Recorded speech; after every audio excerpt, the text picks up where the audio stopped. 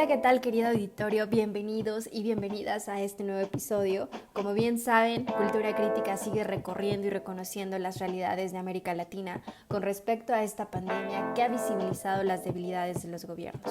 Hoy ha tocado el turno a Ecuador, uno de los países más afectados por esta pandemia, y hoy Cultura Crítica tiene el gusto de presentarles a Gabriela Reynoso. ¿Pero quién es Gabriela Reynoso? Ella es actriz, coreógrafa, activista y artesana. De formación estudió en Gibney Dance Center Danza Contemporánea en New York, además de artes circenses dentro del proyecto Circo Social de la Vicepresidencia. Cuenta con una licenciatura en artes escénicas, mención danza, teatro. Y bueno, en la parte del activismo, ella ha sido cofundadora del colectivo artístico antiespecista nombrado Colectivo Cuyes Libres. Además de que es coreógrafa, intérprete de danza contemporánea y danza teatro de Danzando por la Resistencia. También ha sido impulsora de la creación de una batucada feminista en Cuenca denominada Carishinas Revolucionarias. También es un miembro activo de Jazz Unidos New York, donde se hacen recaudación de fondos y eventos artísticos. Sin duda vamos a conocer la realidad que vive Ecuador desde una mirada artística. Bienvenida, Gaby. Después de conocerte un poco, quisiera seguir con la temática de este podcast y hacerte la primera pregunta que, por supuesto, nos tocará reflexionar. Es decir, ¿cómo se ha vivido el confinamiento en Ecuador? ¿Ha sido obligatorio o no? ¿Qué grupos han sido los más vulnerables? Adelante, te escuchamos. Un saludo muy especial para los que conforman Cultura Crítica. Un saludo desde acá, desde el sur de Ecuador, desde la provincia de La Suay.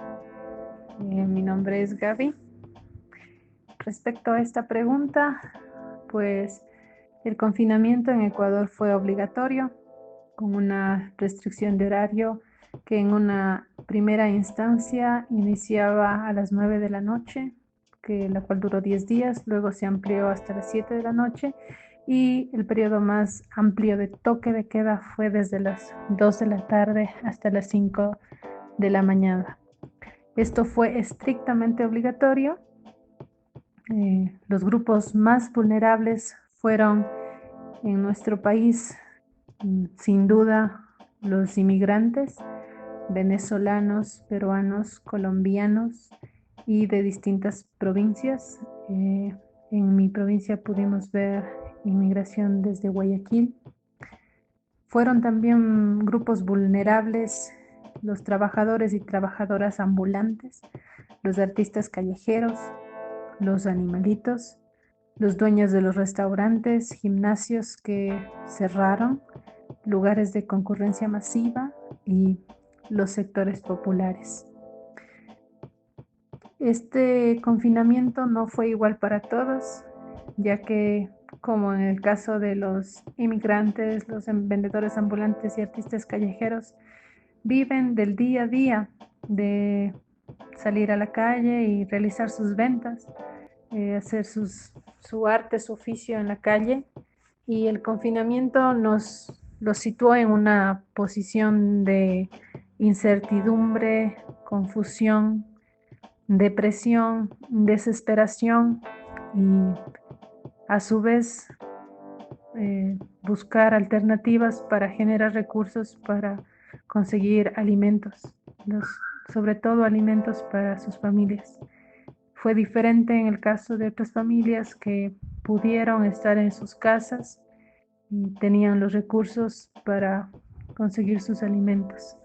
Debido a esto, se dio una manera como de criticar, un poco de apuntar con el dedo, de ver mal a las personas que sí o sí tenían que salir a la calle, eh,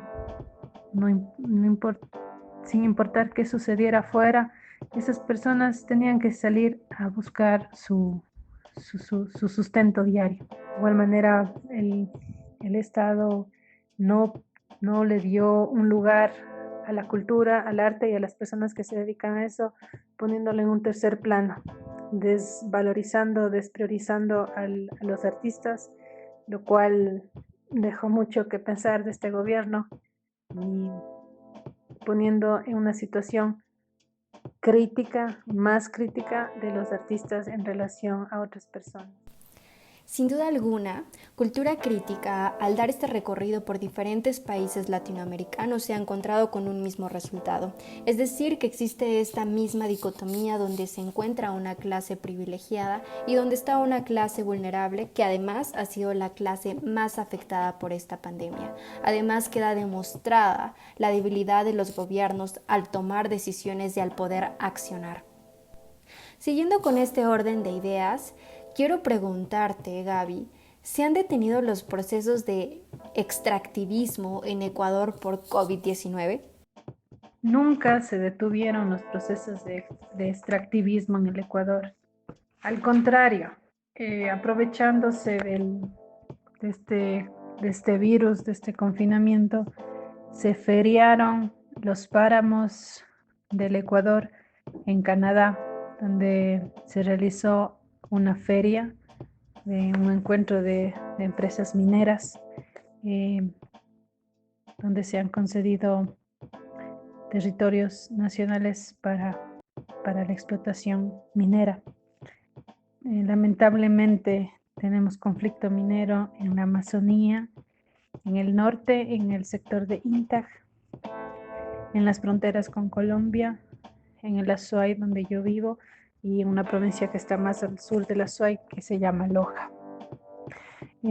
Esta empresa llamada INB Metals tiene a otra empresa accionista que se llama IAM Gold, la cual fue encontrada lavando dinero en Burkina Faso en agosto del 2019. Sí, pese a que en el año pasado, 2019, en el mes de marzo, se logró una consulta popular donde el Cantón Girón le dijo no al extractivismo de minería metálica en su cantón, ganando con más del 90% en contra de esta minería, habiendo varios acuerdos cantonales, acuerdos de concejales. Han habido otras consultas previas que se ha liberado, en las que se ha liberado a la SUAY y otras provincias de mega minería. En los cambios de gobierno, lamentablemente llegan autoridades que hacen caso omiso a estos acuerdos, ¿no? A estas cartas, a estas consultas populares, hacen caso omiso, pero los activistas están ahí para recordarles, ¿no? Recién hace unos 10 días el colectivo Yes Unidos Cuenca les entregó una carta pública al alcalde en donde se le pide, se le exhorta que él se pronuncie en contra de la megaminería en nuestra provincia, ya que somos declarados libres de megaminería. Y como te digo, lamentablemente las empresas mineras nunca pararon en el confinamiento. Los moradores de las comunidades fueron los testigos. Hay videos en donde ellos mismos dicen que no pueden subir a las comunidades a realizar sus mingas porque los amedrentan, no, hay policías, los están mirando, los están viendo, hasta los podían mucho más criminalizar por no aceptar el toque de queda. Esto es claro, ¿no? Queda evidente que el gobierno de Lenín Moreno, ya desde el otro gobierno también del presidente Correa, abrieron las puertas al extractivismo en el Ecuador, que es un país mega diverso, mega diverso, y están queriendo concesionar en un 40%, hoy me enteré, en un 40% conceder al extractivismo. Y el extractivismo no es una fuente que nos va a dejar ninguna ganancia, ninguna cosa buena, todos lo sabemos. El extractivismo mata la tierra, mata el turismo, contamina los ríos con cianuro, con arsénico y con muchos tóxicos para la naturaleza y para el humano. Entonces, Hoy más que nunca es necesario que todo el mundo lo sepa, que está pasando esto, que estos gobiernos que en un momento se proclamaron ecológicos, que intentaron hacer iniciativas en pro de la vida, como por el Yasuní, lamentablemente hoy se muestran como gobiernos extractivistas. Es lamentable que en América Latina se retome al extractivismo como un modelo de desarrollo. Gaby, siguiendo con esta temática, Cultura Crítica quiere preguntarte, ¿qué acciones se han emprendido desde el activismo en Ecuador contra el extractivismo y defensas de los ecosistemas en Ecuador? ¿Cómo ha sido la participación de las mujeres en la defensa de los territorios? Son varias acciones que se han emprendido desde el activismo en Ecuador contra el extractivismo y la defensa de los ecosistemas. Lo he dividido en 3 partes. La primera considero que es la información. Hoy en día todos, mediante las redes sociales, tenemos acceso a la información de lo que está pasando en los asentamientos naturales, en las reservas naturales, en los parques nacionales, en lugares donde hay minerales que están tan codiciados por las empresas mineras. Información que no podemos negar, que no podemos ocultar, y es nuestro deber difundir y tomar parte de estas, de ser parte de las soluciones para impedir que nuestros pueblos sean violentados. La segunda es la resistencia que se manifiesta de diferentes formas, como el ser partícipes en las manifestaciones, en las calles, tanto de los jóvenes, jóvenes adultos, alzar la voz, dar nuestra opinión, tener el derecho de salir y manifestarnos en contra de la violencia que repercute contra nosotros mismos, ¿no? También la resistencia con proyectos alternos a lo que es el llamado capitalismo, como proyectos de economía circular, donde hay sistemas de bioconstrucción, sistemas de ecotecnias, una educación en la cultura, en las culturas originarias y también en la agroecología, sin pesticidas, sin químicos, todo esto dentro de una economía circular prescindiendo del dinero. Además, los huertos urbanos, pensamiento permacultural, bancos de semillas para la defensa de la soberanía alimentaria. Y para terminar, y también haciendo parte a la pregunta de la participación de las mujeres en la defensa de los territorios, pues se hace presente el feminismo comunitario, que está representado por nuestras mujeres campesinas. Son ellas primordialmente las que ponen el cuerpo frente a la lucha y la defensa contra la megaminería. Como somos testigos de que ellas han sido las que han venido con su voz, las que han hecho sus cantos, sus rituales, para contarnos a la gente que estamos en la ciudad lo que está pasando. Son ellas las que en sus situaciones de tener sus familias, sus cultivos en condiciones precarias, sin embargo están ahí luchando, poniendo el cuerpo contra esta violencia militar que respalda la megaminería. Son varias comunidades que están muy cerquita de estas empresas mineras y tienen que convencer, que informar a su comunidad del daño que todo ese negociado les produce. Quizás aparentemente les ofrecen educación, empleo, trabajos, pero todo es temporal y todo es una forma de colonizarnos nuevamente, colonizarnos y manipularnos en nombre del extractivismo. Gaby, lo que mencionas es muy interesante. Sin embargo, siento que como sociedad, como mayoría, no hemos visibilizado esta problemática. Es necesario que exista un diálogo entre sociedad y gobierno, porque no entiendo cómo un gobierno le apuesta totalmente al extractivismo y deja a un lado y desprotege a una sociedad que lo único que ha hecho es salvaguardar las especies, salvaguardar la madre tierra y reconocerla. La siguiente pregunta que quiero hacerte, Gaby, es la siguiente. ¿Cuál es la importancia del arte y la danza para visibilizar las diversas problemáticas que aquejan a la región latinoamericana, específicamente en el tema del COVID-19? La importancia del arte y la danza es vital y se pudo evidenciar en este confinamiento.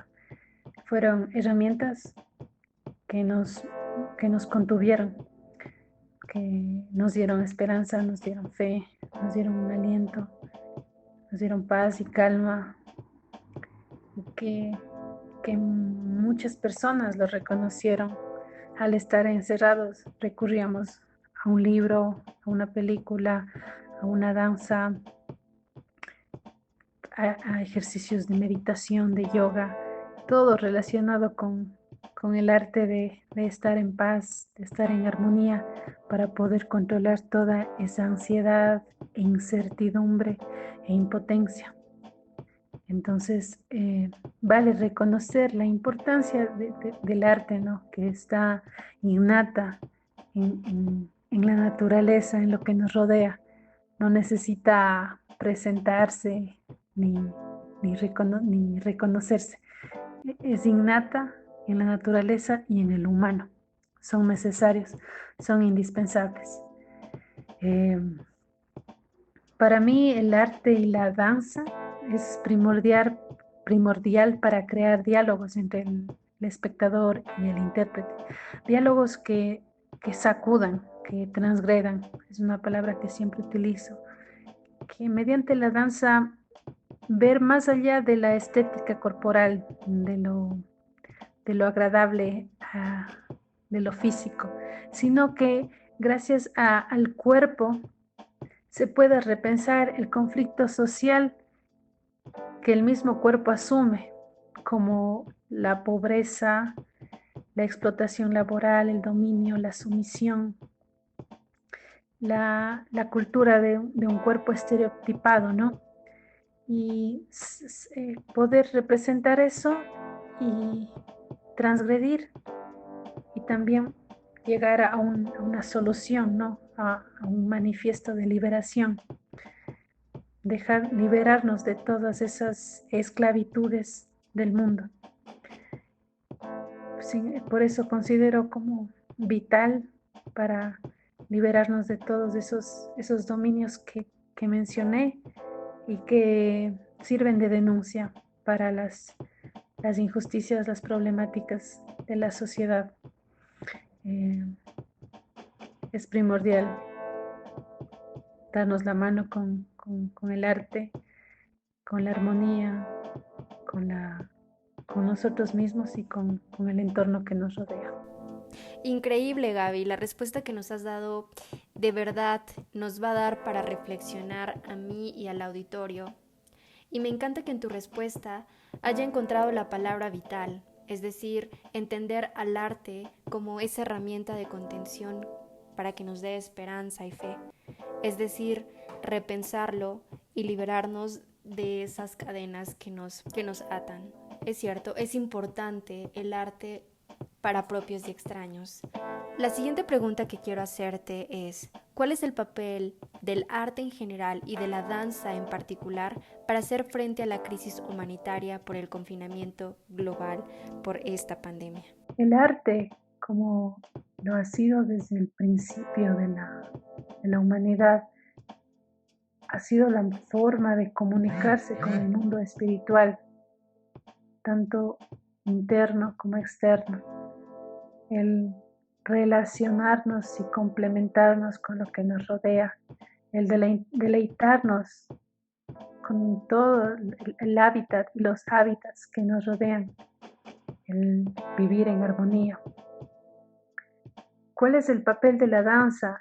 La danza para mí integra todos los cuerpos, todas las historias corporales, sus biografías y sus otras historias internas e inconscientes. Son importantes revelarlas. Cada cuerpo es un universo que contar y presentar. No hay una cosa tan linda como el cuerpo mismo presentando esa relación entre la tierra y la vida, entre la vida y la armonía. La presencia de un cuerpo expresa a veces mucho más que las palabras. Es muy necesario lo visual de lo corporal, de lo teatral, que gracias a ello podemos mostrar verdades que en lo cotidiano evadimos o se nos hace difícil mostrarlas y develarlas. Se ha visto en las redes cómo el movimiento de danza no ha parado. Desde sus espacios han continuado creando, deleitando, denunciando, mostrando la maravilla del cuerpo en movimiento y sobre todo de los cuerpos en movimiento en resistencia. Sin duda, Gabriela, con esta respuesta no solamente me harás reflexionar a mí, sino a todo el auditorio, para que podamos entender que en la expresión corporal existe una historia y que es un universo. Es decir, gracias por llenarnos de esa sensibilidad que vamos a encontrar a través de la expresión de los cuerpos.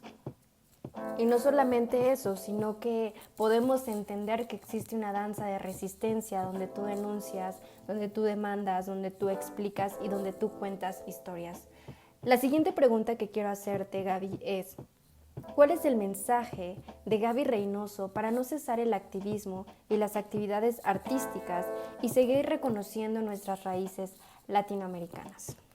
Bueno, el mensaje que les puedo compartir, queridos oyentes, es el creer firmemente en una lucha y defensa de la vida a través del arte, puesto que el arte es amor, es sensibilizarnos, es darnos cuenta que el arte es tan fuerte como una ola de mar, como una montaña, una cascada, y preguntarnos cómo con esa misma grandeza de la Pachamama podemos enfrentar la violencia, las guerras, la discriminación. Creo que el activismo no parará, porque cada vez somos más cuerpos poniendo nuestra voz, nuestra creatividad, haciéndonos comunidad para frenar, para hacer barreras a estas injusticias sociales. Somos más desde nuestras trincheras del arte, que jamás morirá, porque el arte está presente en el ser humano desde que existe. Y lo utilizaron para danzar con la lluvia, danzar para atraer la lluvia, para agradecer las cosechas. El humano imitó las voces de los animales, dialogó con el sol, la luna, para agradecer su bondad. El arte es independiente de los gobiernos de paso. El arte es la misma naturaleza, hecha canción, poesía, danza, cuento, forma y objeto. Un verdadero artista no decae en el facilismo de la inmediatez, del no pensar, de no ser crítico frente a lo injusto.